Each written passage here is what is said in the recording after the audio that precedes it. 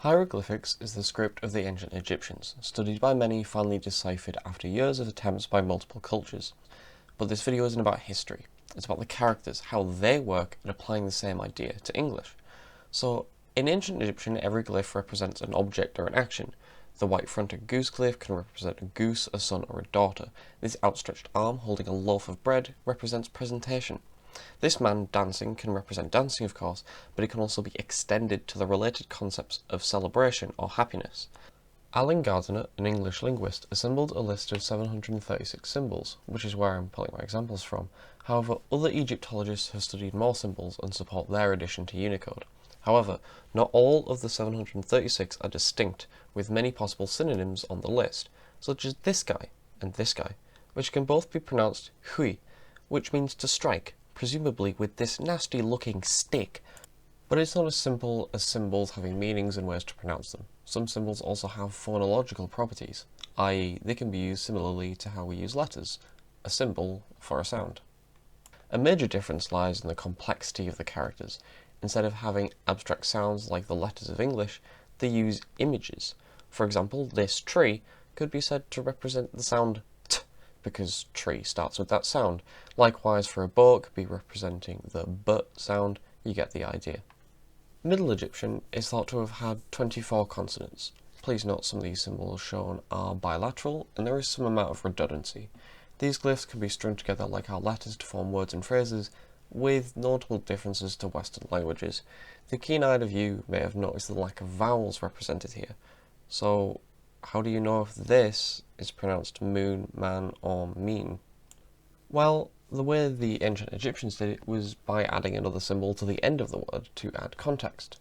Let's bring back my Englyphs for b and t.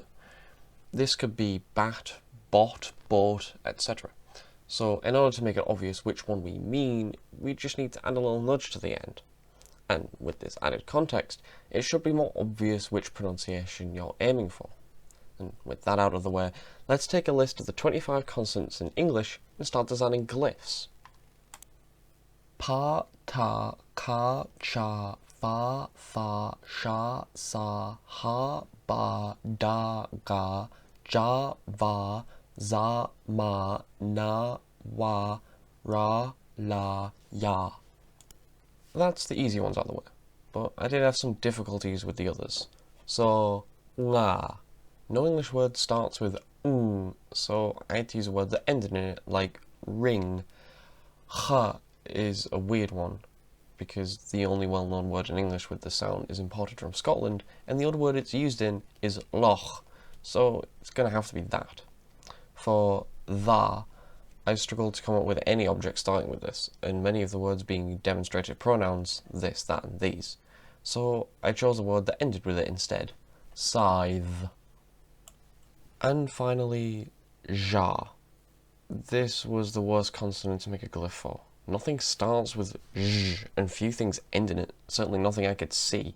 So this is mirage. It's the best I could do representing it in a more old Egyptian style, but I know it's stupid. And here they all are in one place. Please note, of course, that since Englyphs are based on pronunciation, the way you say something will impact what image would make the most sense for you personally. Happy versus appy will get you different results for a symbol like this, for example. And yes, the list is a bit scuffed.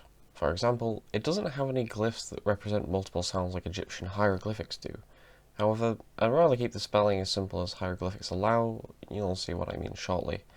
With the core glyphs done, I'll start experimenting with words and phrases. So I'll start with something simple. Hello, you feeling well? So first we need to pull out consonants so that we can find the right Englyphs. We need ha, la, ya, fa, la, la, wa, and la. Hugging is for ha, line is for la, and yo-yo is for ya. A frog is naturally for fa, and so on.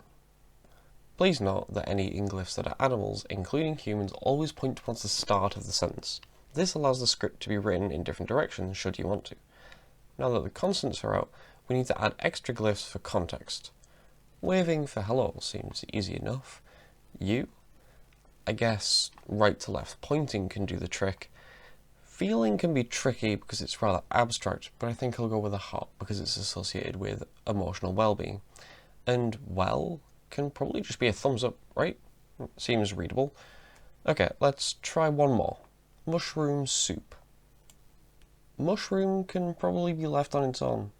I challenge you to find another word in English with this arrangement of consonants.